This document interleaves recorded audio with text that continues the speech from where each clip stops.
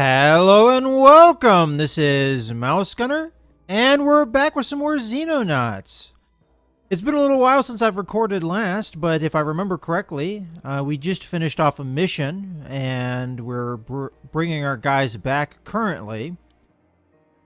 Our current objective is to recover additional alien corpses for study, and if I remember correctly, we already encountered a second alien type, so we should be getting... I don't think we've gotten it yet. An autopsy. Yeah, so we only have the one alien so far. Alright, so let's fast forward a bit here. Alright, so now we have the MiG-32 Foxtrot, which is a new interceptor that we can build, and we're going to get on that immediately. Also go to the research screen and reallocate our research. I think we're going to go right into the alien plasma pistol and rifle. And that's good. We have good progress for all of those. And then let's go to our engineer section and build one of these. Now, this is going to make it tight on funds if we want to set up a base before the month is over. But technically, if we don't spend on anything else, we'll be able to. And also, we get money for every UFO we down and recover, which is how I think we have the funds to do this. Because previously, I don't think we did. And we'll go ahead and put all of our engineers on that. It will take a couple days to finish. Now, we won't need the Foxtrot just yet, but some alien UFOs that will be coming later will more or less require it as they start getting bigger and faster. This will be the only thing that will be able to tackle them, as those UFOs will easily outrun our current generation interceptors. So let's go back, and we already did that, so let's continue. Now, I'm not sure if I'm going to change the team up. After that, I'm fairly certain we had some good results with our inexperienced team. So this is our team as it stands with Charlie 1. And a lot of them leveled up to corporal, as these were privates before. And we also got an upgrade of a sergeant, I believe. Sophia was a corporal before. Now, it might be a good idea to keep this team. Or what we could do is we could work with some of our other guys and get them in there. So Sophia is a shield. And we could work to upgrade one of our other shields here. For instance, Nikita here is our lieutenant, and he still has really bad accuracy, which is kind of a liability. So we could swap him in instead to try and get him leveled up more. Or we could level up some of our other guys. I think our sniper is currently being used. Do we have another sniper? He could be a sniper. Otherwise, I think that is our best sniper. So our best sniper is getting experience by being out on these missions. So I'm happy with that. I think I'm fairly happy with leaving the team as it is, so I don't think I'm going to mess around with it too much. Maybe go out on one more mission, and then we'll kind of mess with the order of things. So I think we're pretty good to just fast forward here. Alright, so we got some stuff going on in Australia down here, which is probably sapping money from that region. Alright, so we got our autopsy. And that's the big lizard guys. Civilian, as they are called. Alright, so now we have alien biology, which we want to get on, as that is the next project we need. So, let's back off on some of these. I think I'm going to back off on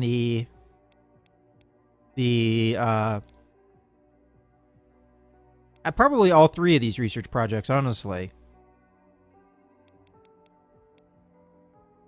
As alien biology is really that important, as it's the way of progressing on to the next stage, which is, if I remember correctly, capturing an alien.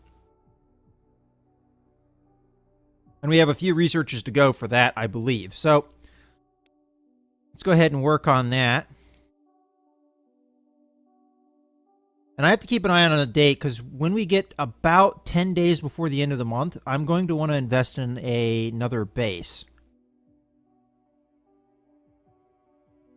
So we'll look out for that.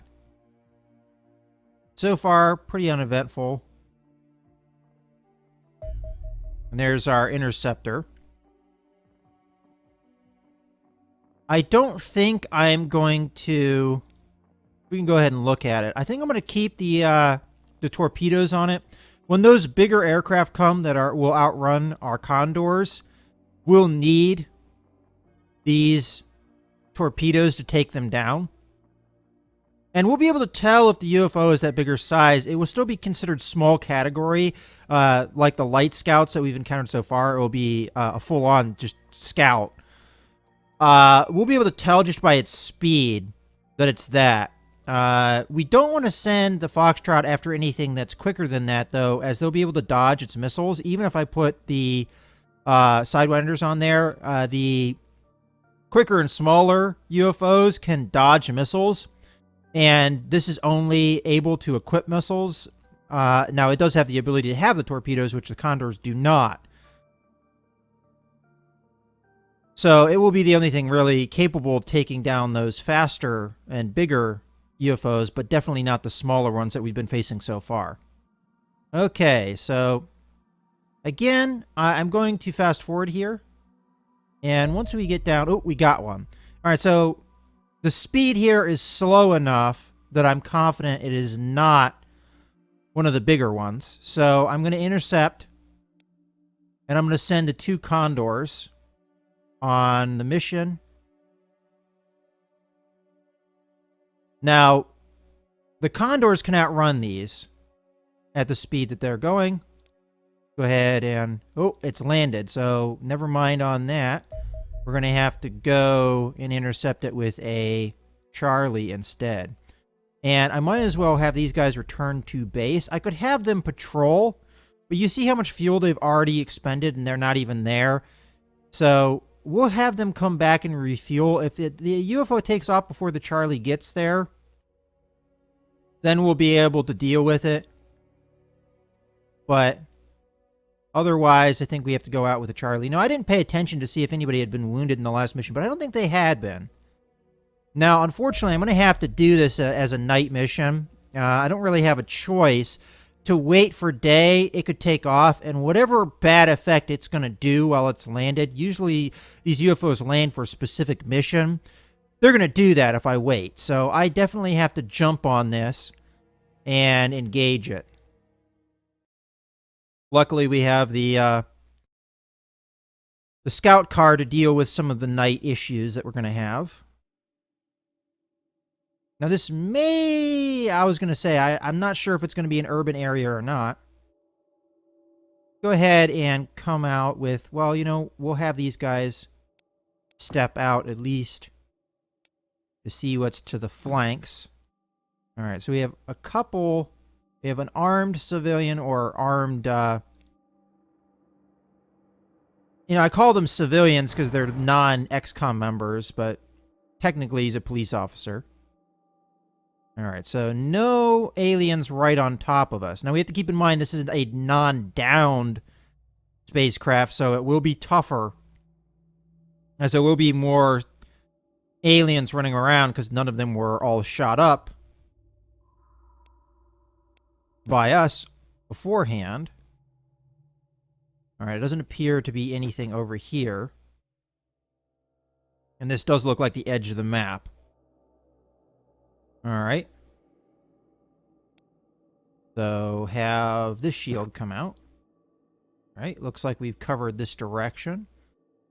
Have her come around here, and then she should have enough for a reflex shot if she needs one. Have this shotgun go with the shield. Go ahead and just toss out a flare. Now, the one thing that's good about an urban environment, though, in the night, is that it's usually decently lit, as you do have street lights. All right, let's have him come up. To there. Get a reflex shot. And the shotgun guy might as well come up as well, as she does not have enough action points to lay down a reaction shot anyway. Now, the problem with urban environments, though, is the scout car is much more limited. Ooh, we have an alien, and it looks like the civilians, or the lizard people, as I like to call them, are around. And we'll just keep an eye over there to see what that guy's up to. I don't think the sniper can get a shot off. No, not with that civilian in the way. That civilian's probably going to be dead, as the aliens sometimes like to prioritize shooting at them. But, yeah, with a chance of hitting a civilian, I'm not going to take that. I will move my sniper into a better position, possibly. I do have to worry about this building and what's over here, though, as well. Have the shotgun person come over and clear out some of these areas first. Okay, so far, so good. Let's have him come up to there and then just kind of sit. All right, we have another civilian. That's the problem with urban environments, is it's very civilian-rich, and losing civilians obviously makes the mission not as successful as it would be otherwise. Let's move up to here. Okay. Still, our line of sight is blocked by the civilian, which I thought it would be. But this is a good place to get a little bit of cover and probably wait, as even a better shot will... I mean, that's decent, but still, a chance to hit the civilian seems like it's not worth it. But a 65% chance to hit the alien is pretty darn tempting. You know, I'm going to take the shot. Alright, took the shot. It worked out. If it was anybody other than my sniper, I probably wouldn't have taken that shot. And I think I'm going to have this guy come up to here and take a knee. Now, both of these people are vulnerable, but the lizard people, they have not the best. Alright, so the van blocks this anyway, so he's more or less safe. We could throw a flare out there, although I think this is pretty well lit. But it never hurts to throw out a flare. Well, never mind. Not as far as he can throw it. Alright, that's pretty much the turn, so let's go ahead and end it here. Alright, so he healed up most of the damage. And there's another alien over there. Oh, the civilian's blocking my way. I do have to worry about reflex shots. If civilians get in the way of them, I could potentially kill them unintentionally. Alright, let's go straight up to the door and face it. And we'll have the shotgun come around. She's a real liability, though, because she has so few action points. I'm probably going to have to take more risks with her just to get her in the action. Alright, so we know where the aliens are. Question is, can I get the scout car through here because of this van? It doesn't look like it. I'm going to have to go the long way around. Now, I can't drive through over these fences, so those are not really an obstruction. Oh, we see somebody. You know, I might as well lay down the fire while I have it. Now, I could just potentially drive right over the box, but then I might lose the line of sight. You know what, let's just do that. Okay. Now we have a better chance to hit. Alright. Killed him. And we'll just drive over... we can't. You know what, I might have the scout car just face this way to give me a little bit of vision in this direction. Alright, well, the scout car took care of that situation. Alright, so we know there's at least 2 aliens in this area. And that makes me a little bit cautious here. Now, I don't think the buildings will be particularly well lit, so if there's one hiding in a building, I'll have a little bit of issue, I think, seeing in there. Okay, nothing this way. I'm going to go around this. Kind of a long way. You know, I don't think there's really a point in saving up action points, as this is the edge of the map right here. Go ahead and just face this direction. Now, civilian, you're like totally in my way. Making me burn through action points. Get around you. Look over this way. Now, Pietro has a lot of action points, so he could do quite a lot, but... Ooh, we see another one. Alright, we probably want to get Pietro out of there so he's not a target.